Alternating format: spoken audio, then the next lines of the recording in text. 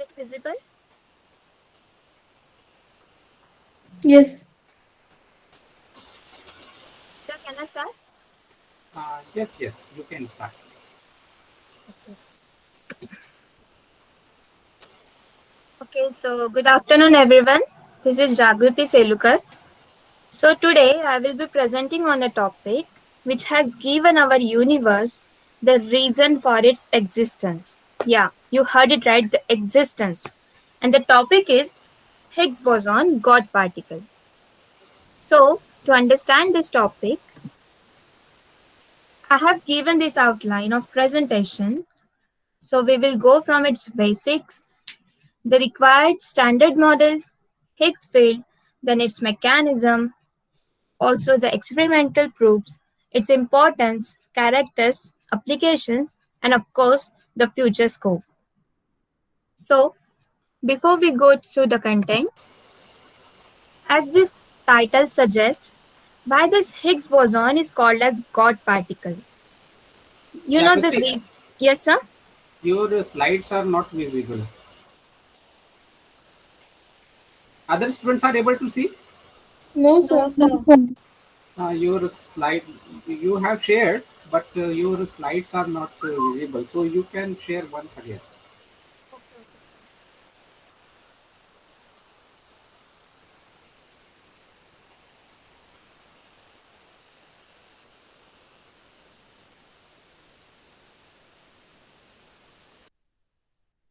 Is it now, sir? It's coming. Yes. Now it's visible. Okay, okay. As I have discussed, this contents. Okay, so moving for this, why this reason is why we called Higgs boson as a God particle is reason is a bit silly. Jagruti, you can make it full screen. Yes, I have, sir. No, it's not full screen. Slide show के ऊपर click करो. हाँ, yes, yes, yes, click that. Now, sir. No, no, it is not full screen.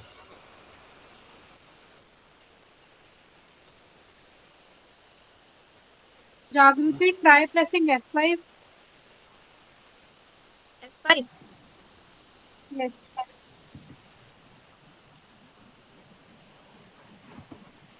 Nothing is happening. You can close this and again restart. तो close करके open करो, फिर से उसको शेयर करो.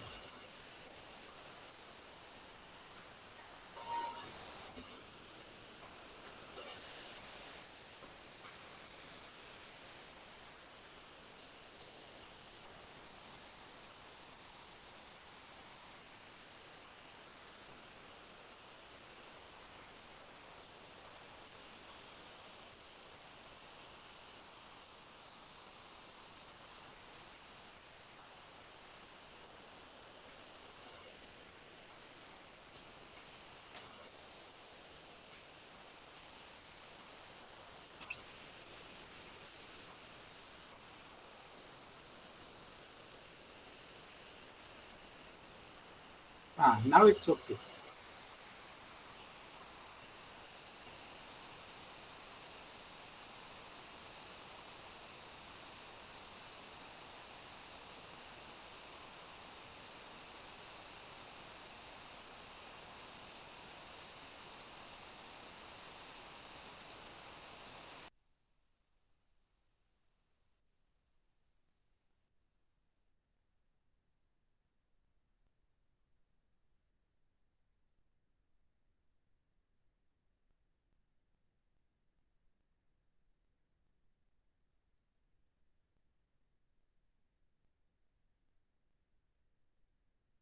Jagruti?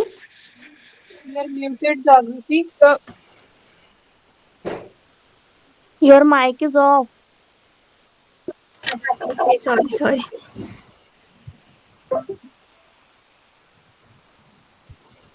Okay, now. Yes. Okay. So before we go to the actual topic, we must go through these basics. As we all know that all objects in the world consist of matter, which is the strong foundation to most of the theories till date. So this matter is made up of these atoms, and of course these atoms are made up of proton, neutron and electron. This was the basic frame for matter to hold up, but as a human we know that our brains always insist us to go for a little more exploration, and of course it did work. So we found these subatomic particles that are even smaller, and we called it as quarks. So the list of these subatomic particles goes on, and to study all these particles, scientists proposed a model by the name Standard Model of Particle Physics. So basically, it is a kind of a periodic table, but not for elements, but for elementary particles that can make up the atoms, along with any other particles that cannot be broken down or into smaller pieces. So the question is, what are these elementary particles? They are the subatomic particles which have no substructure, that is, they are not composed of any other particles, and also they cannot be divided at all. So we can say that now they are the basic building block of the universe. But we always thought that atoms are the basic building blocks. And this is how the questions now arising. Every second we do the new discovery. So moving on, what is this classification states? So in this standard model, particles are mainly classified into two types. First is fermions, which contains quarks, antiquarks, leptons, and antileptons. So there are total 12 of them, and these fermions generally make up the matter. Second is this boson. They contains gluon, photon, Z boson, W boson, and Higgs boson now. And they generally carry forces. So in short, this standard model explains the properties of forces between these elementary particles.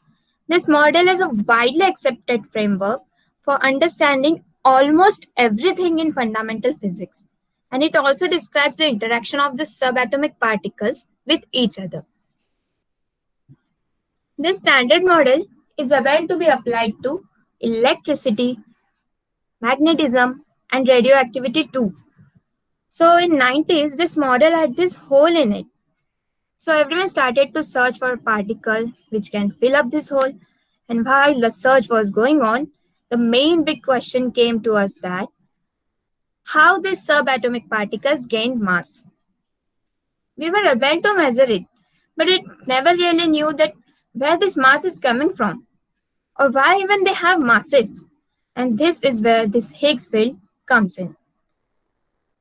So the phenomena of Higgs field was given by Sir Peter Higgs in 1964. He even served as the mathematical equation for this existence of Higgs field. But by then, the theory was rejected then because it was not experimental. So in 2012, there is an institute named CERN in Geneva, Switzerland. They announced the detection of Higgs particle by using LHC machine, and they proved it experimentally. You can see this LHC machine. Okay. And they named it as Higgs boson. And finally, this puzzle piece was placed in this hole in standard model, and this particle was a clear indication for the existence of Higgs field. So now, what is this Higgs field? It is a kind of hypothetical invisible force field that pervades the whole universe. That means it is all around us, everywhere in the universe. It is a scalar field and has non-zero constant value in vacuum. So if I have to give its definition, it would be like the standard model includes a field of a kind needed to break electroweak symmetry and give particles their correct mass. Now to know this relation between what is Higgs boson and Higgs field related, I would like to have this example. Okay. So now let us consider this cherry. This is a cherry moving through this Higgs field. And due to this, there is a shake moment, which gives this cherry its mass. And hence, the molecule of the shake are Higgs boson. So it takes excitation of this Higgs field to produce Higgs boson. And this is compulsory for every time we perform. So if I want to add energy by say dropping this cherry in this Higgs field, the splash will come out and the splash will be equal to this Higgs boson. And this is what quantum mechanics teaches us.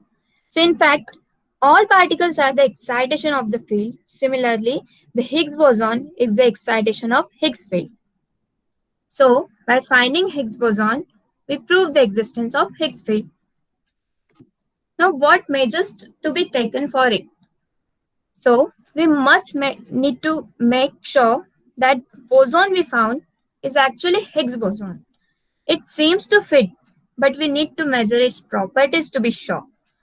We must collect a lot more data because this lives for only a very short time and can break down or even decay into lighter and more stable particles. So by measuring these particles, we learn about the properties of boson. Now, what we actually seek? Well, the standard model predicts how often and in what ways Higgs boson decays. So, we must verify that the particle is one predicted by the standard model. And if it fits other possible models, then we must replace old models with the new ones, just for our better understanding. And this is how science advances. Okay, so main essential part is the Higgs mechanism to explain the theory of origin of mass. So it states that before entering Higgs field, every particle is massless. And when the particle enters this Higgs field, it interacts and gets its mass. The more it interacts, the more mass it has. And its outcome is Higgs field provides mass to the subatomic particles. You can see in the next slide. See, this is a photon. When this photon enters this Higgs field, it just doesn't interact and hence it has no mass. This electron interacts lightly and has extremely light mass. We can measure it. And these are the particles like quarks, which interacts more and gets a large mass. So it is clear that Higgs field is the one which gives mass to the particles. Now to know this more specifically, we have experimental proof. There were so many inventions occurred in the last decades, like particle collider, detectors, computers, so that they can prove this existence of this Higgs boson.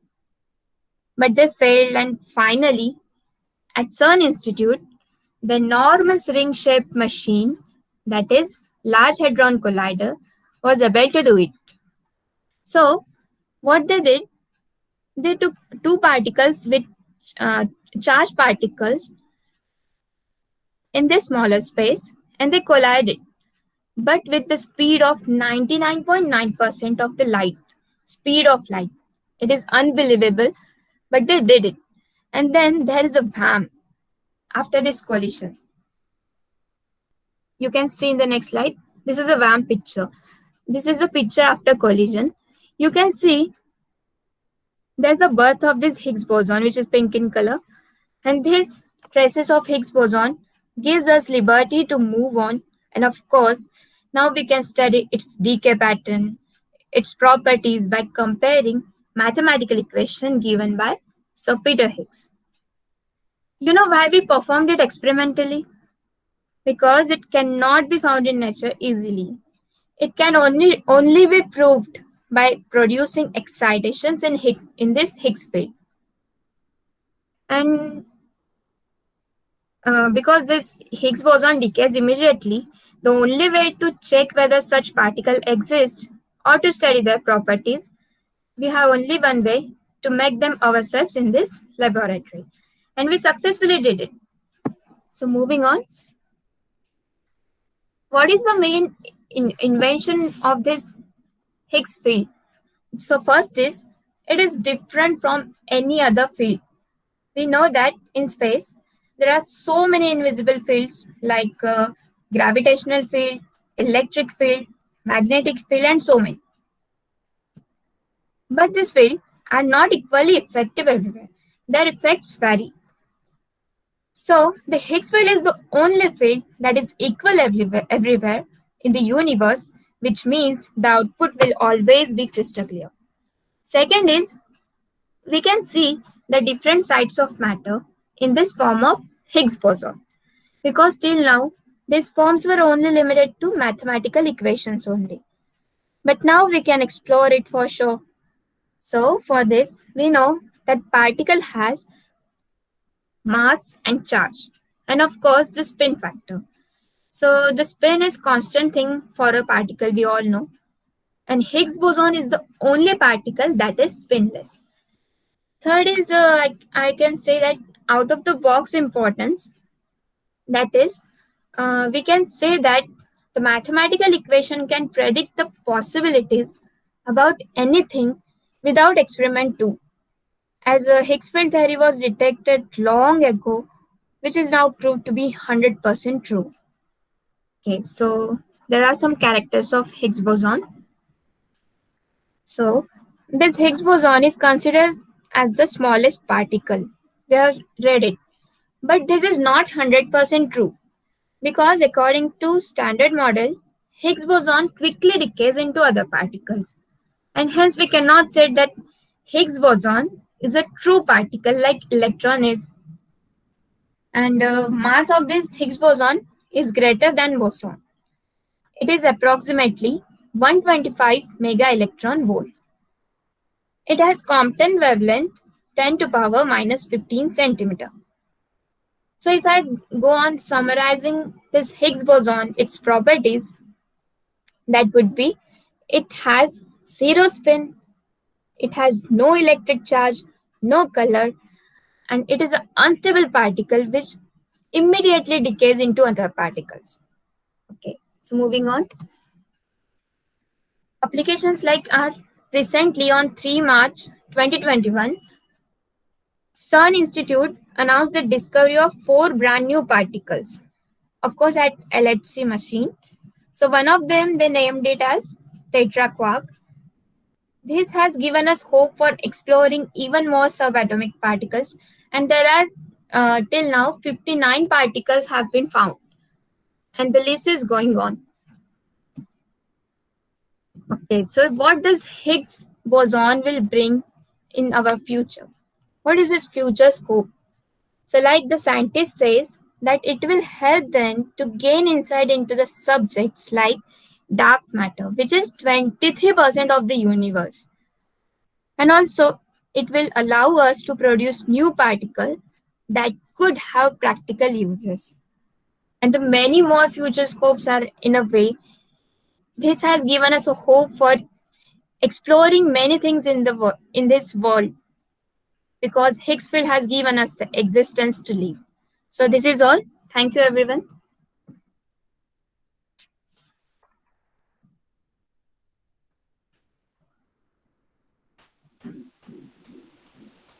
You can ask me questions. So a very good presentation by Jagriti.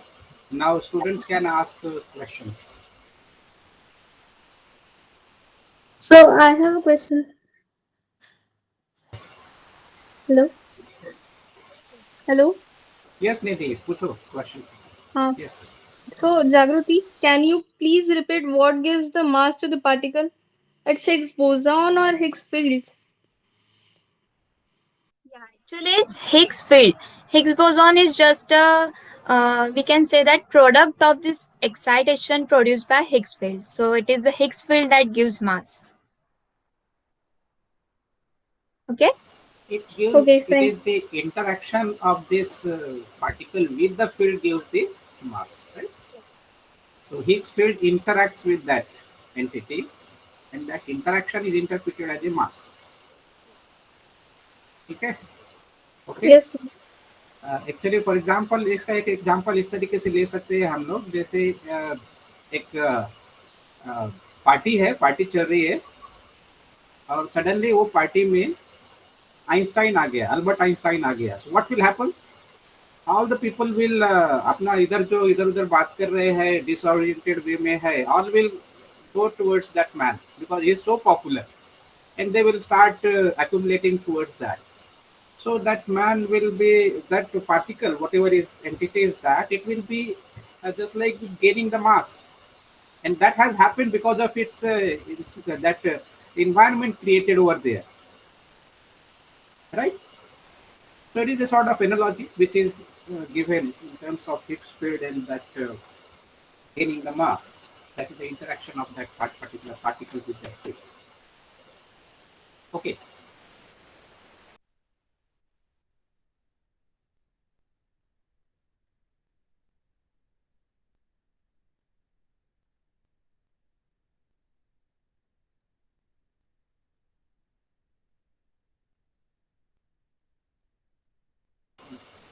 It is let's see, is very is the biggest experiment which they we have performed, right?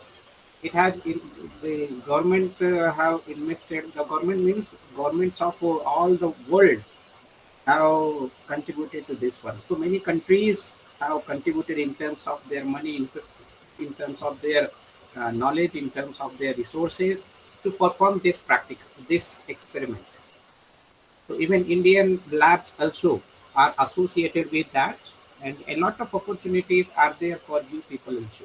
So if you, our Indian labs, they are collaborating with them to perform, and we have built many sensors and the some equipments which are necessary in that laboratory.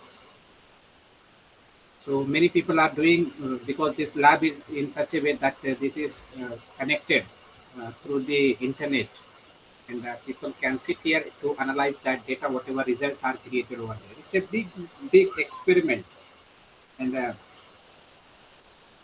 it is that ring, whatever ring was shown there in the picture. It runs in many kilometers, 20 more than 20 kilometers diameter, and it is underneath nearly 200 meters down, right? वो काफी नीचे में उसको बनाया गया है, and it extends in 2 countries.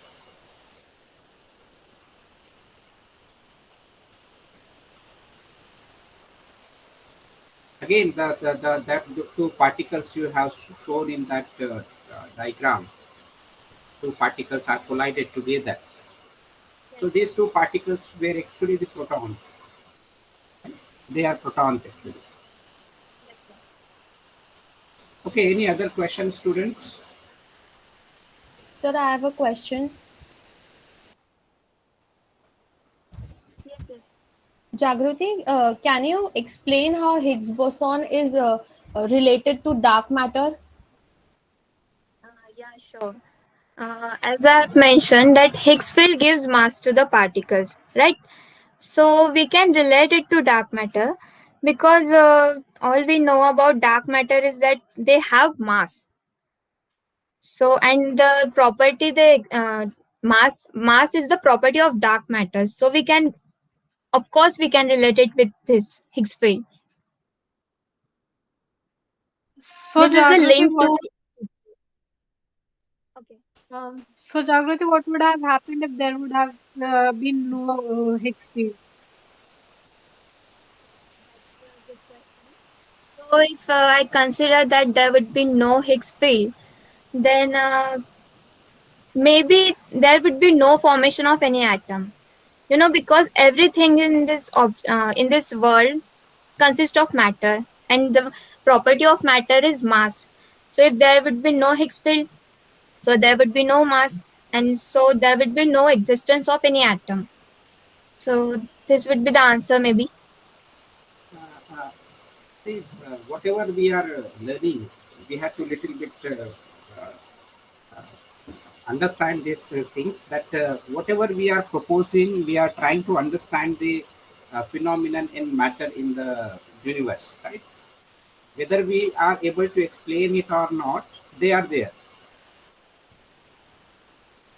We are able to understand, it's okay. If we are not able to understand them, still they will be there, isn't it, Manisha? Jagriti? Yes, sir. Whether we are able to understand it or not, they are there, they will be there. Yes, sir. So the dark matter is, you have to first uh, to know that what is dark matter actually, right? The matter which is invisible to us, it is there, but we are not able to see it. It is said that most of the when we do the calculation theoretical, because various theories are there, they give this much mass of the universe must be there, right? And when we perform an experiment, we try to see the visible universe. Visible universe means through the telescopes and through various means, through various experiments, and we try to make the calculation. So the mass comes out this much, and it is seen that when we do all the calculation, we see that only 5 to 6% mass we are getting through the our experimental things. And however, theoretically, the mass should be this much, a different one. So where is the other mass?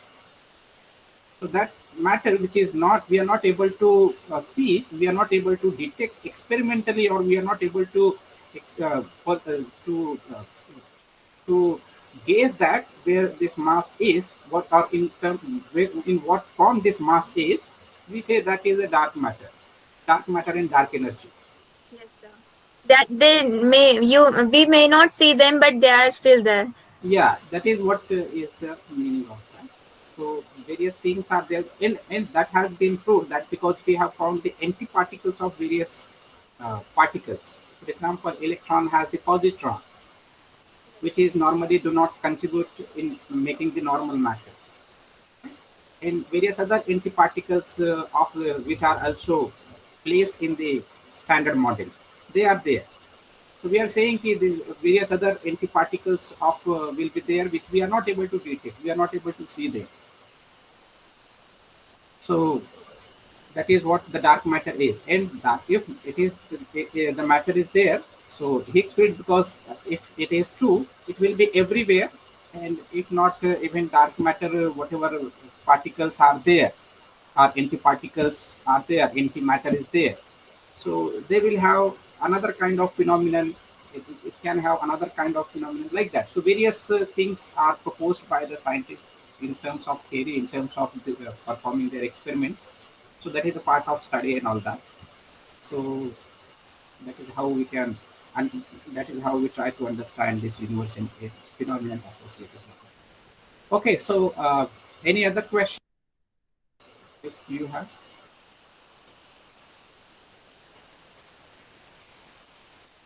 Students, if we have no question, then we can move on to the next presenter. And that was very nice presentation.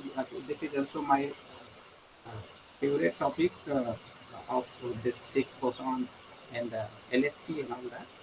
Although my research is in a different field, but this I like because of the things, and they provide the opportunities to the students. Okay, so give a thumbs up to Jagriti, and now we can invite to other uh, presenter, Manisha. So Manisha, you can start. You can share your screen and start. Yes, sir.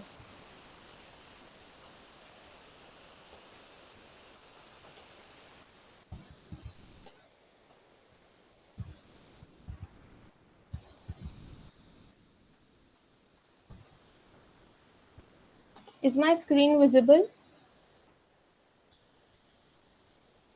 Yes. Okay, thank you.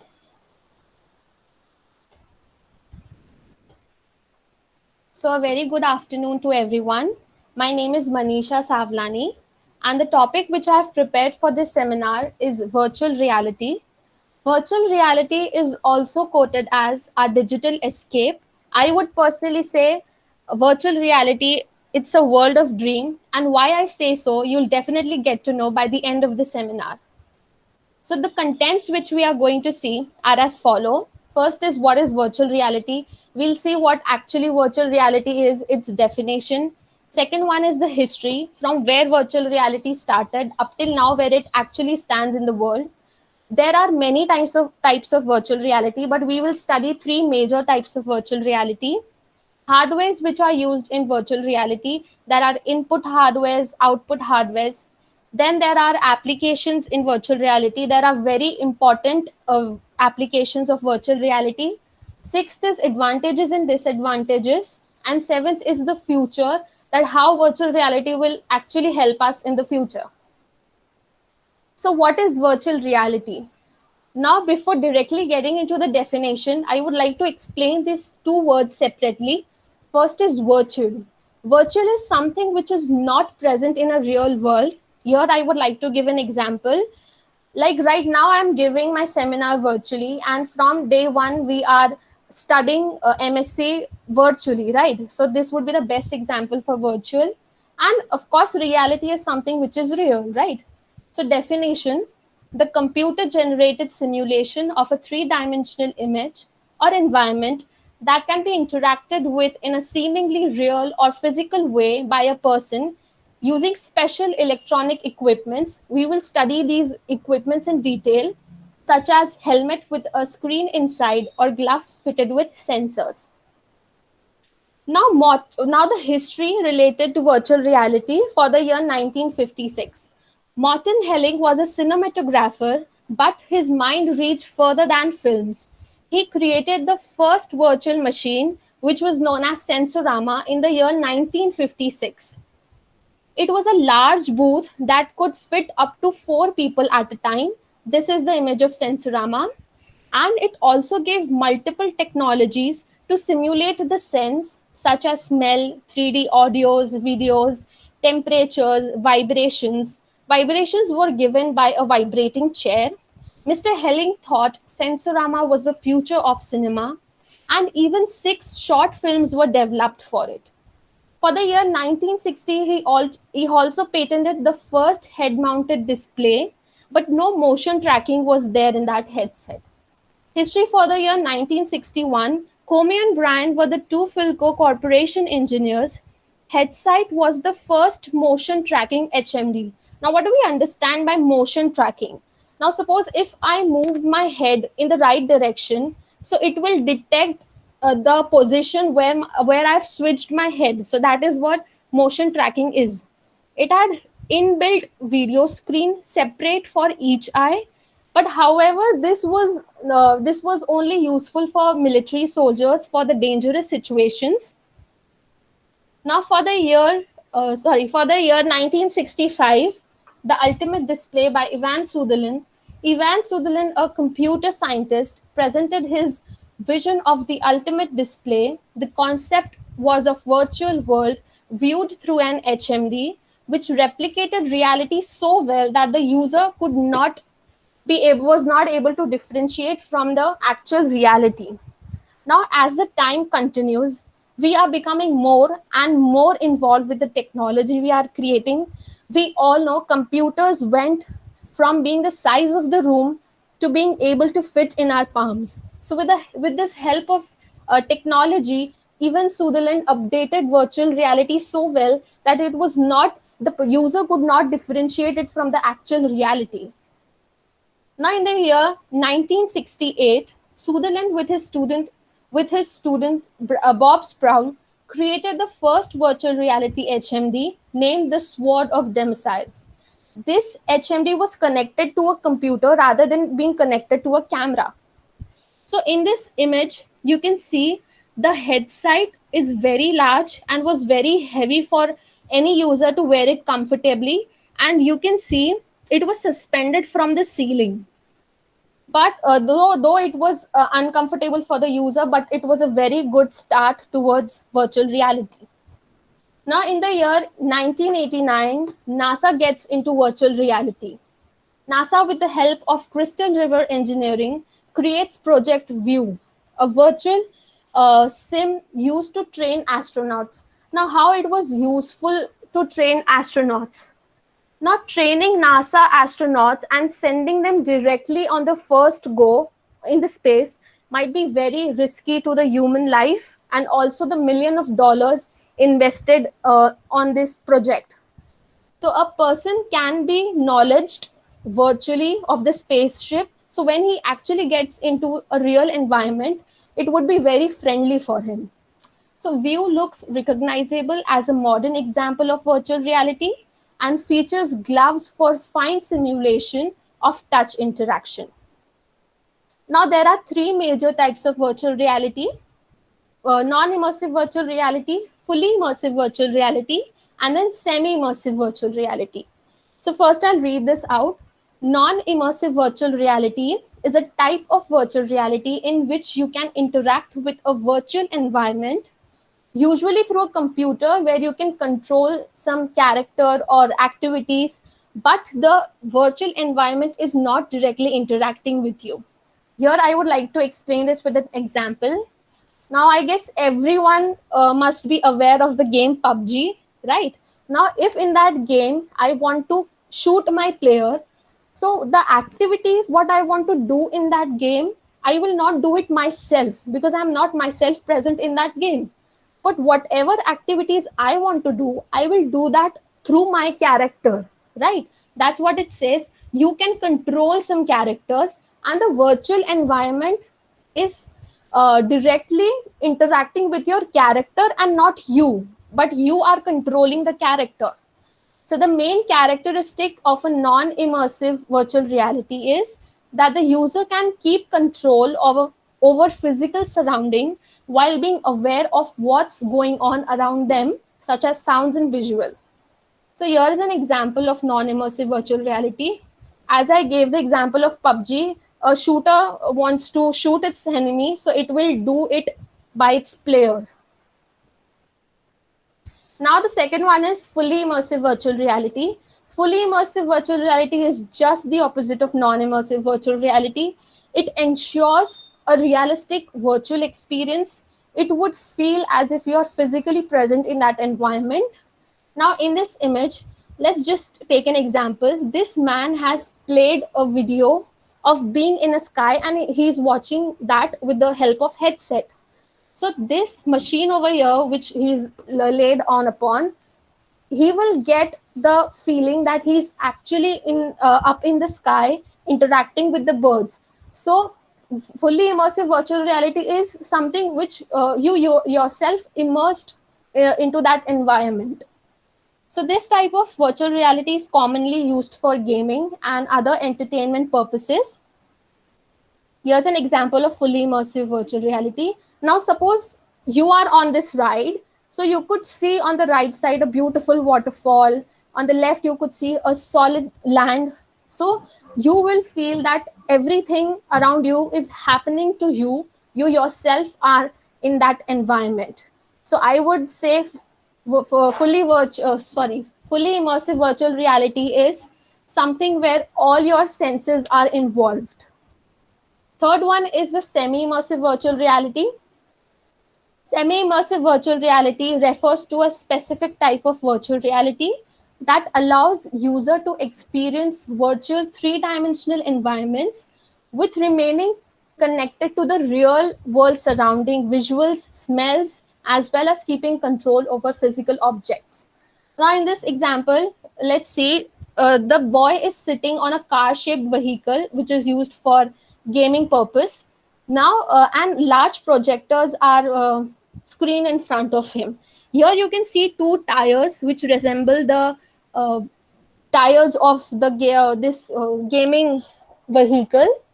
So the boy can also experience that he's actually driving that vehicle, and in reality he also knows that he's just sitting. So it gives the feeling of both the virtual world also and real world also. So semi-immersive experiences provide user with a partially virtual experience to interact with. This type of virtual reality is mainly used for education and training purposes, and the experience is made possible with graphical computer and large projector systems. Here we saw the large projector systems are there. So the hardwares which are used in the virtual reality, first is the input devices and Prio VR. Prio VR is changing the game by bringing you and your movements into virtual environments where you can see your body moves as you move. Now in this image, you can see this is the eight sensor suit. So eight sensors are placed over your upper body, which helps in the activities such as sitting on the couch, punching, shooting. And the better version of this is 12 sensors. These sensors are placed all of your body, and it is mainly used for gamer, and it tracks the movement of your body. This one is 17 sensor suit pro for the gamer who demands the most realistic experience. It would even show your small movements. So this is what Prio VR is. So these are the sensors which capture all of your movements and then translates it on the screen. Second one is the Razer Hydra. The Razer Hydra is the world's first PC gaming trade motion sensing controller for the PC. It lets you immerse yourself directly into games by mirroring your every moment exactly in the game.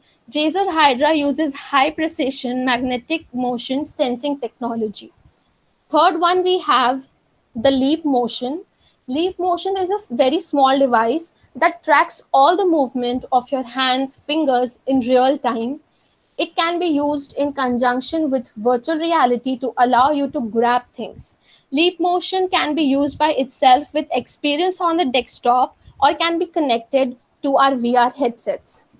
Now, the output devices for the virtual reality. First, we have the headset. I would say headset is the most important device for the virtual reality. Our brain is very smart to differentiate between what is real and what is not, but the technology is used in such a way that our brain is fooled, we can say. So it is all possible because of the headset we wear and the vision we get from that headset. So virtual reality headset is a head mounted device that provides virtual reality for the wearer. Virtual reality headsets are widely used with video games, but there are also other applications. Second one is a 3D audio. With 3D audio, VR moves on providing realistic sounds of songs and other audios for an audio experience like never before. Third is the sensing gloves. The VMG VR glove system provides high accuracy joint angle measure sensors. It uses bend sensor technology to accurately transform finger and hand motion into real time data. So sensing gloves is used to feel the object and the size of the object basically. Now we got ample information about what virtual reality what virtual reality exactly is, but what technology is used, how we are able to detect that the person is moving so and so in this direction, right? So this is all possible with the help of gyroscope. We do this. Now what is gyroscope, how does it work? So basically, gyroscope is defined as a device which uses the Earth's gravity to help determine orientation. It is termed as gyrosensors when it comes to smartphones. They measure the rate of rotation around the device's X, Y, and Z axis. I would explain this with an example. Now consider this is the video of Eiffel Tower. Now if I'm in this view, if I'm standing in front or in exactly under this Eiffel Tower, and I want to get a view of this image, so of course I will look upward in upward direction, right?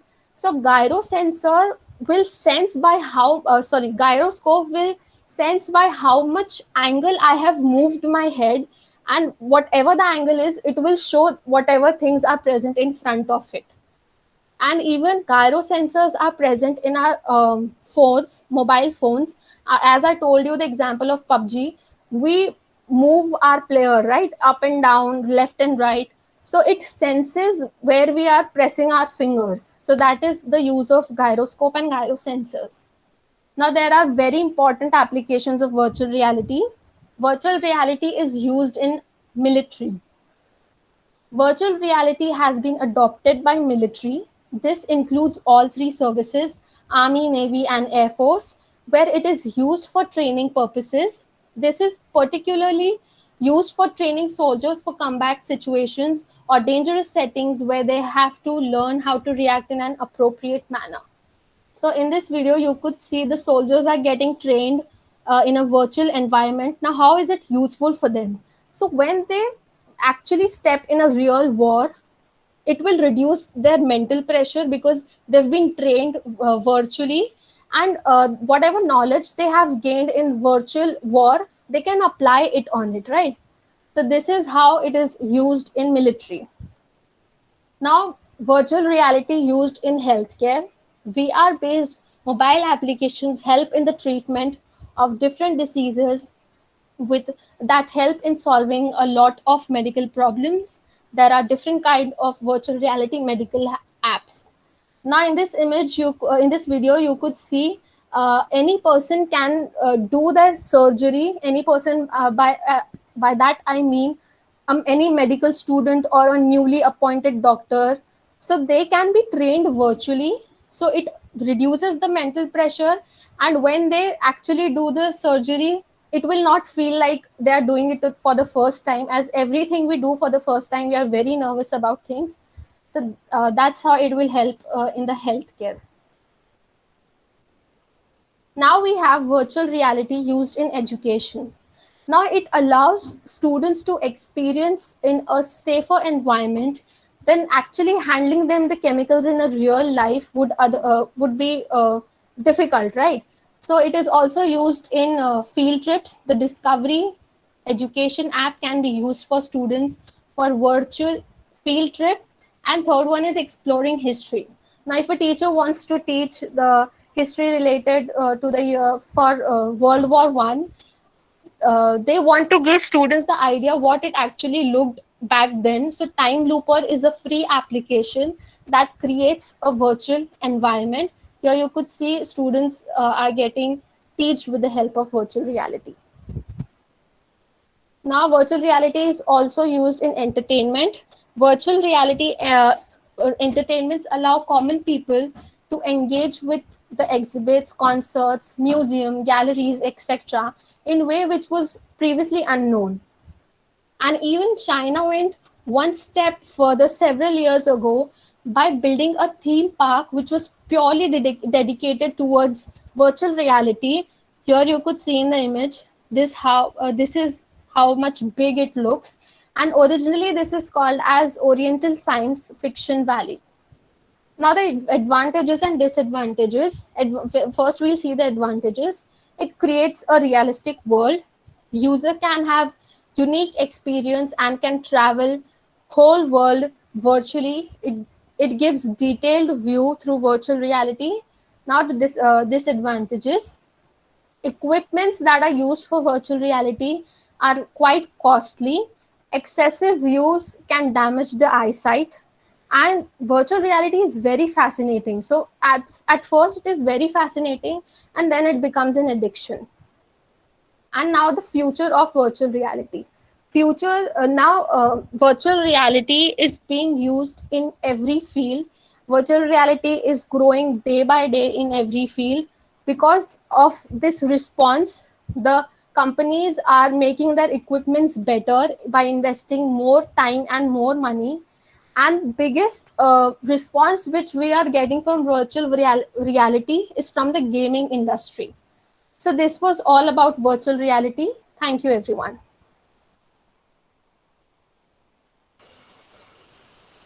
So a very good presentation by Manisha also. And students now can ask questions.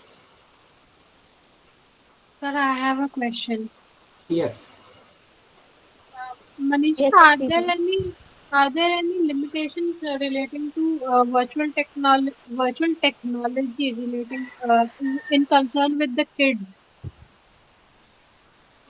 actually it is said that the minimum age the kids should use should be 7 plus, but it also depends on the manufacturing company of the headsets. Like Sony's headset say 12 plus kids can use it. Oculus company says that the kids of 13 age can use it. So it depends on the company they are manufacturing. Okay. So what kind of effect students' psychology or can affect if they are not following that constraints? Or Sir, it is it is said that excessive use of anything is very bad. So virtual reality is basically a computer generated simulation. So by doctors it is said that after every 30 minutes of use there we should give our eyes break for about 5 to 10 minutes. okay. Other questions, students? So I have a question. Just now, as you asked her, I would like to ask her that how it will damage her eyes, as you mentioned Uh, in your last slide, advantages and disadvantages. Yes, that's what I said, that it is recommended by doctors to not to give so much pressure to eyes, and as kids they should not put so much pressure on their eyes. So after using it for 30 minutes you should give a break to your eyes for 5-10 minutes. What is asking is that because actually in the projector headset, it's a it's a projector, no? It's a Yes, sir. through your eyes you are seeing just on a screen, and that is just uh, continuously you will be seeing that eye, just like you are seeing your mobile phones. But only Yes, thing is sir. it is projected and it is very close to your eyes. Its Yes. brightness and all that will be there. So if you are continuously using, definitely they may damage your retina of your eyes and all that. Other effects will be there. Yes, sir.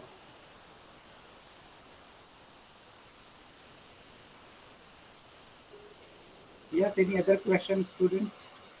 Yes, sir. Manisha, Yes, Ah, Jagriti.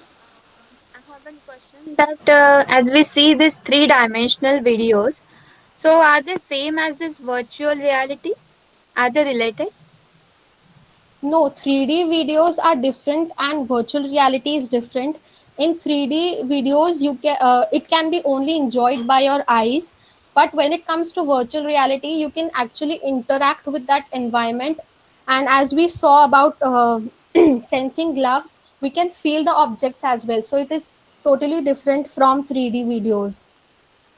what actually happens is, no, when we want to realize this virtual reality, what is done is the pictures of the same place are taken from different angles.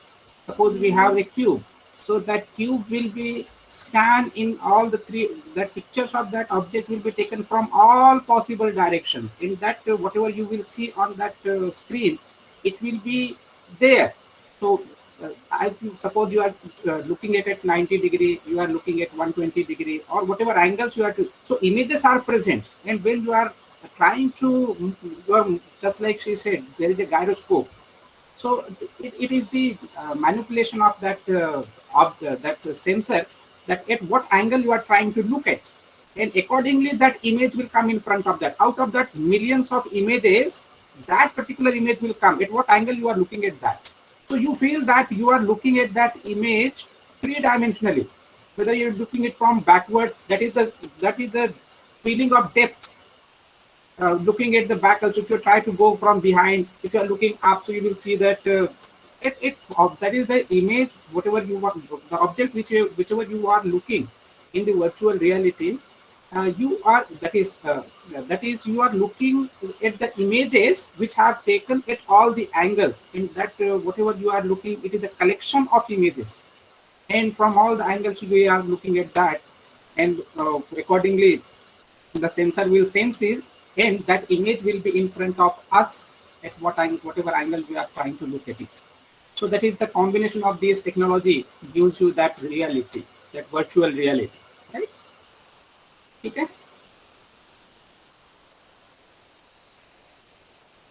Okay, any other question, students?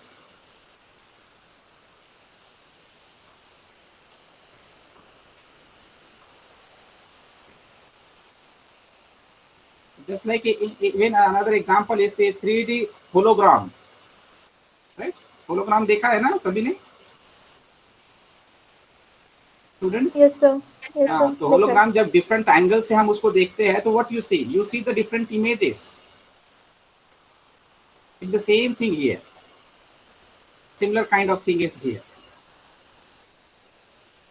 So the first is the imaging of that particular whatever thing we want to see, and that is there, and accordingly that is because of computer and the sensor technology, everything is possible. Even the environment. If some of you have gone to the Hyderabad Ramoji Film City, any of you have visited there? So Yes, nowadays yes. it's even in Nagpur also in the malls they Yeah. have created in the gaming zone they have Yes, this yes, virtual yes, reality. yes, yes, yes. So you feel your chairs will vibrate in such a way that you have the feeling of that you are in that environment. Water will, if pani baras raha hai, to near you, and even that there are various parts in the entertainment industry. Whatever diagram you have shown there, you are present in the natural environment. So when we are moving through that environment, what kind of environment it is? If it is hot, so they will provide you hot. If it is raining, if you are in the sea, so water will splash on you.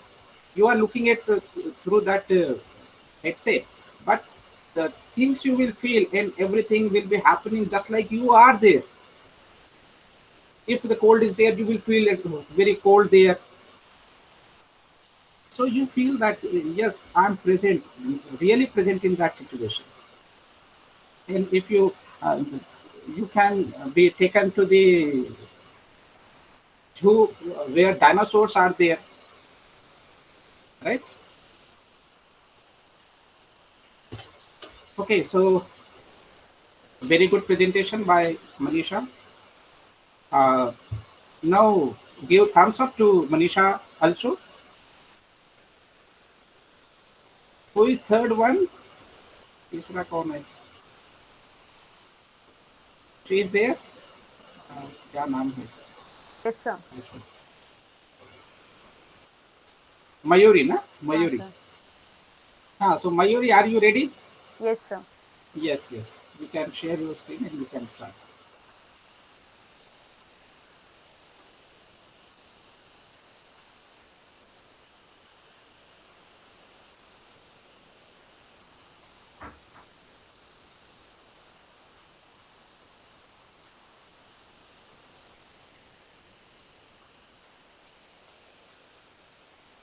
Is my screen is visible? Yes.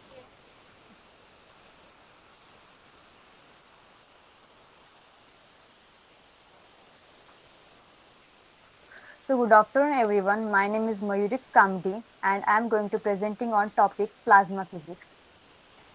Before going to our main topic, plasma, let's see what is the matter. Matter is everything around you. Matter is made up of tiny particles called the atom, and the substance that contain only one type of atom are a element. Atom and compound are all made of very small parts of matter.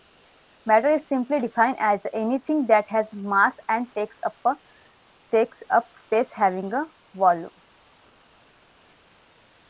There are four types of state of matter. First is solid, second is liquid, third is gas, and fourth is a plasma. Liquid. Solid. In a solid, constituent particles, ions, atoms, or molecules are closely packed together. The forces between particles are so strong that the particles cannot move freely but can only vibrate. As a result, a solid has a stable, definite shape and definite volume. Second is a liquid. A liquid is a nearly incompressible fluid that conforms to the shape of its container but retains a constant volume independent of the pressure. It is only state with the definite volume but no fixed shape. A liquid is made up of tiny vibrating particles of matter. When the solid is heated above its melting point, it becomes a liquid. Third one is a gas. A gas is a compressible fluid. Not only will conform to the shape of its container, but it will also expand to fill the container. A gas has no definite shape or volume. A liquid may be converted to a gas by heating at constant pressure to the boiling point. And the fourth state is a plasma. As we knew, as we know simply, if solid heated above its melting point, it gives a liquid, and a liquid heated above its boiling points, it becomes a gas. And further increasing its temperature gives the formation of plasma. And the process is called ionization, and the reverse process is called a deionization.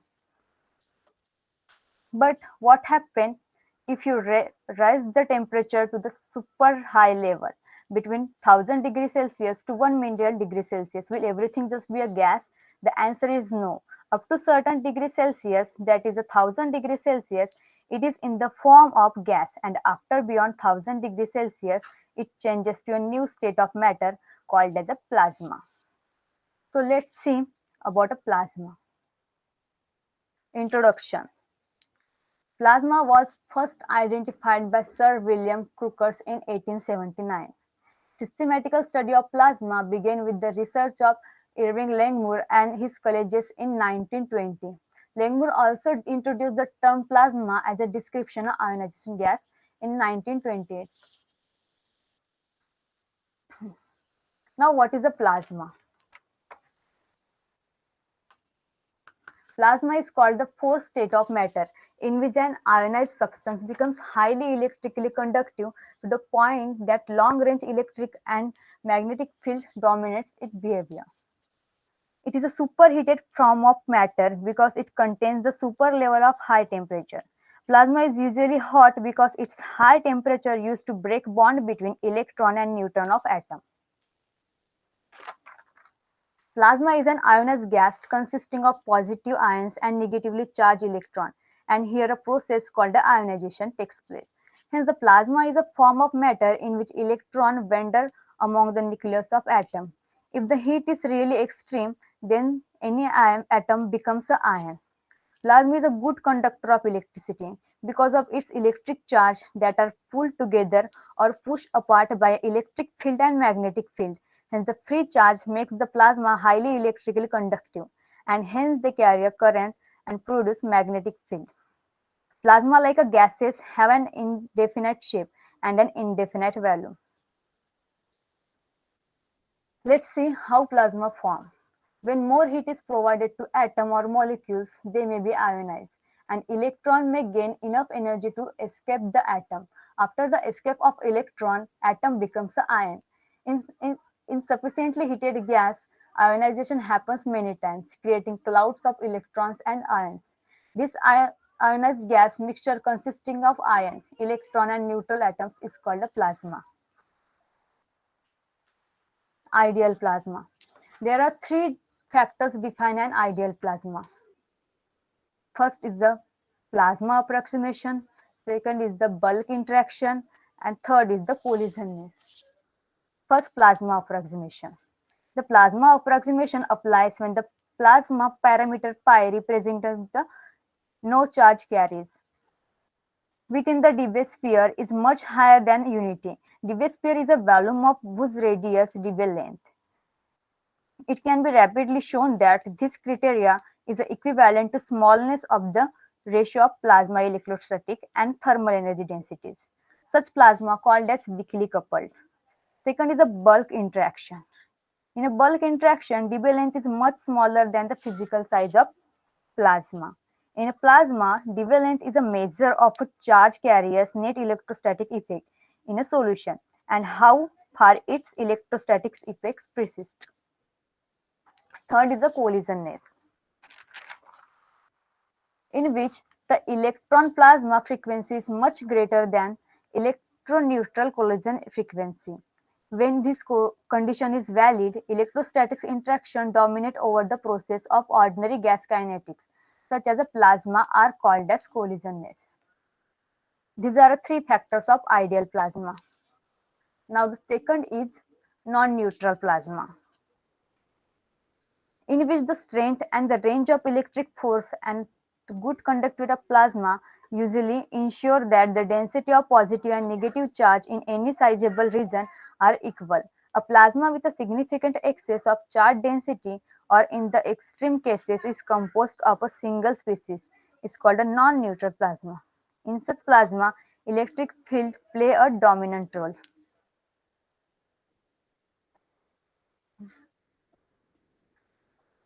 Dusty plasma. A dusty plasma contains tiny charged particles of dust typically found in a space. The dust particles acquire high charge and interact with each other. A plasma that contains large particles is called a grain plasma. Under the laboratory condition, dusty plasma is also called the complex plasma. Now, the properties and parameters of plasma. The first property is density and ionization degree. Second is temperature. Third is plasma potential. And fourth is magnetization. Let's discuss one by one. Density and ionization degree. For plasma to exist, ionization is necessary. The term plasma density by itself usually refers to electron density Ne, that is the number of free electrons per unit volume. The degree of ionization alpha is defined as fraction of neutral particles that are ionized. Alpha is equals to Ni upon Ni plus Nn. Ni is the ion density and Nn is equals to neutral density. In the case of fully ionized matter, the degree of ionization is equals to 1. Second is temperature. The plasma temperature, commonly measured in the Kelvin or electron volts, is a measure of the thermal kinetic energy per particle. High temperatures are usually needed to sustain ionization, which is defining the future of plasma. The degree of plasma ionization is determined by the electron temperature relative to ionization energy. At a low temperature, ions and electrons tend to recombine into bound state atom, and the plasma will eventually become a gas. Third is plasma potential. Since plasma are very good electrical conductor, in which electrical potential play an important role. The average potential in the space between charged particles, independent of how it can be measured, is called a plasma potential or the space potential. Fourth is magnetization. Plasma with a magnetic field strong enough to induce the motion of charged particle is called a magnetization. Magnetic plasmas are anisotropic, meaning that their properties in the direction of parallel to magnetic field are different from those perpendicular to it. Electrical field in plasma are usually small due to the plasma high conductivity. The electric field associated with a plasma moving with velocity in magnetic field B is given by usual Lorentz formula, that is E is equals to minus V into B. Then how plasma occurs? Plasma occurs naturally but can also be made artificially. The first one is natural plasma. Natural plasma only exists at a very high temperature, that is cosmic object. It do not react rapidly, but it is extremely hot over 20,000 degrees Celsius. There are two types of natural plasma: astrophysical plasma and terrestrial plasma. Astrophysical plasma. Astrophysical plasma studies as a part of astrophysics, and it is commonly observed in a space. When the matter becomes sufficiently hot and energetic, it becomes ionized and forms a plasma. Here are some examples of astrophysical plasma where the plasma exists, such as all star. The sun is our nearest star. It is a big ball of gas and plasma. Such star consists of very little actual hydrogen and helium gas. Because the temperature are so high, the atoms are nearly completely ionized into hydrogen atom ions and helium ions, that is a plasma. So all thought it is a commonly to see the sun refers to as a gaseous body which is made by a plasma. Second is solar wind. The solar wind is a stream of charged particles released from the upper atmosphere of the sun, called a corona. This plasma mostly consists of electron, proton, and alpha particles. Third is the interstellar nebula.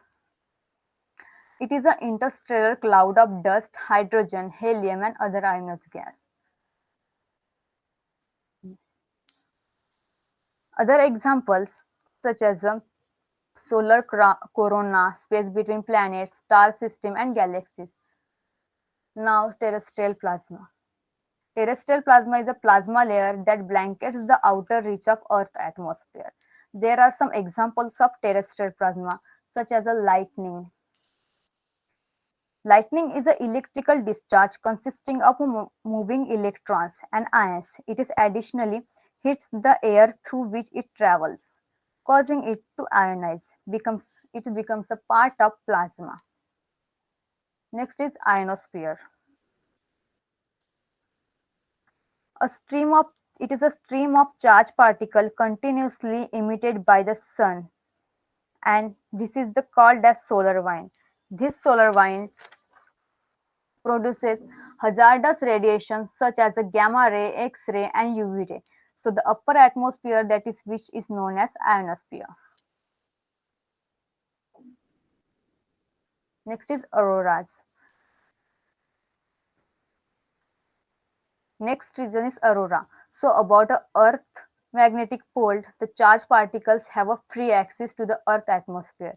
As the lines of magnetic fields are constant, as the line of la- sorry, as the lines of magnetic field are concentrated to the surface of it, produce charged particle interact with molecule. Hence, this forms a glow time to time. This glow is called the aurora. Next, in extremely hot flame. Plasma exists in hot flames because in a flames, ionization of the air atoms occurs because the temperature is so high. Artificial produced plasma. Plasma can be artificially generated by heating a neutral gas or subjecting it to strong electromagnetic field. It is found in a plasma display, including TV screen, also inside the fluorescence lamp and neon sign. It is found in a fusion energy research laser produced plasmas that found when the higher power laser is interact with material. Magnet- Magnetically induced plasmas, that is typically produced using a microwave as a resonant coupling method, and it is also found is inductively coupled plasmas and capacitively coupled plasma. Let's discuss about artificial sun. The experimental advanced superconductive tokamak. It is designed to replicate the nuclear fusion process that occurs naturally in the sun and star to provide almost infinite clean energy through controlled nuclear fission, which is often called artificial sun. Previously, the plasma could be maintained up to temperature of 100 million Celsius for 100 seconds. China artificial sun recently broke the world record as it achieved the plasma temperature of 120 million degrees Celsius for 101 seconds and 160 million Celsius for 20 seconds. This has set a new record in the field of nuclear fission. The temperature at the core of the sun is widely believed to be 15 million degrees Celsius, meaning that the plasma at the device core will be 7 times hotter than the sun. Now the applications of plasma. The first application is cleaning. Plasma cleaning is capable of eliminating oil and grease down the nanoscale. It can also reduce various risks of contamination much more efficiently than the conventional cleaning process. Plasma cleaning generates the spotless surface suitable for a bonding or additional process without producing damaging waste material. Second is surface activation. Many polymers are inert and do not bond radially to the other material, like paints and gases, by attaching polar molecule groups to it. Plasma surface activation can increase the adherence of polymers material surface. Third is coating. A plasma coating process creates a nanoscale polymer layer over the surface of an object. The process required only a few minutes to produce a coating less than 1/10 width of human hair. Attached at the atomic scale, this coating is typically clear, odorless, and otherwise undetectable. Fourth is potential future uses. Many are predicting that the plasma will use in a new ways in the future. One potential use in the destruction of toxic waste, capable of cutting enough energy to change the atomic structure of substance. Plasma could possibly be used to completely excite it with harmful toxic substance. So it's all about a plasma. Thank you for listening.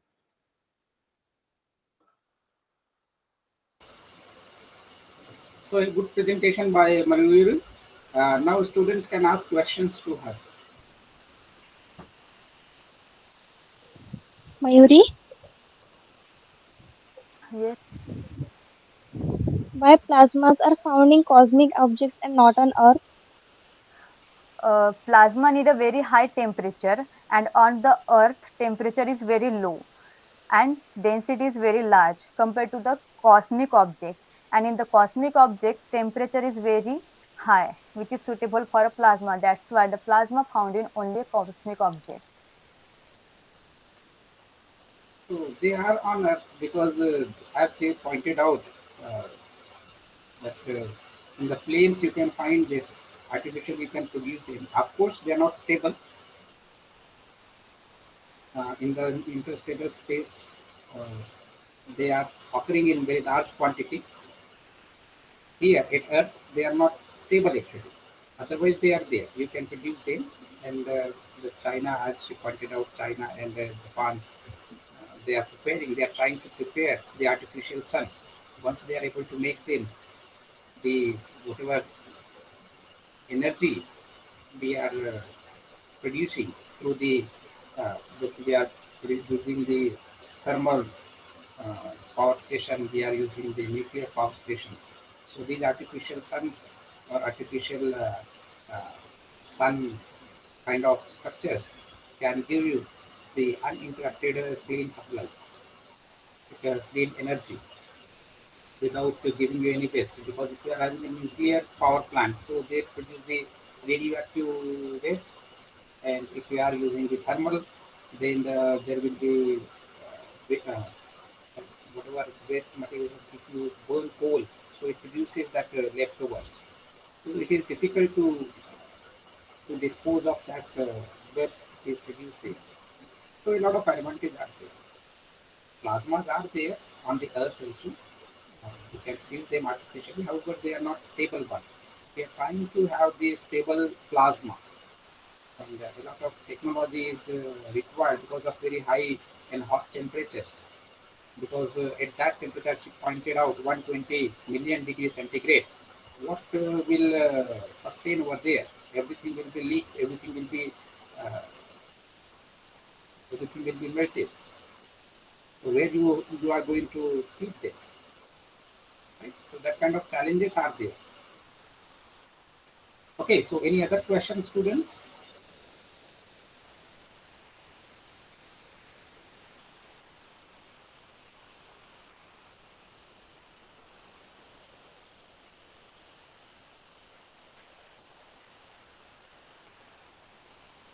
Yes, student.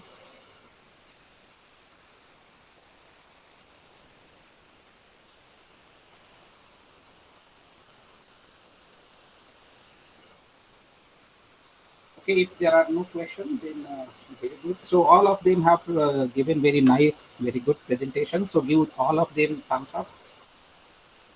Give thumbs up to Mayuri also. Uh, so for today, we have come to an end. Others, those who have not been able to present, they should be ready with their presentation. So whenever time is there, we will have them. So now you can let me download your attendance.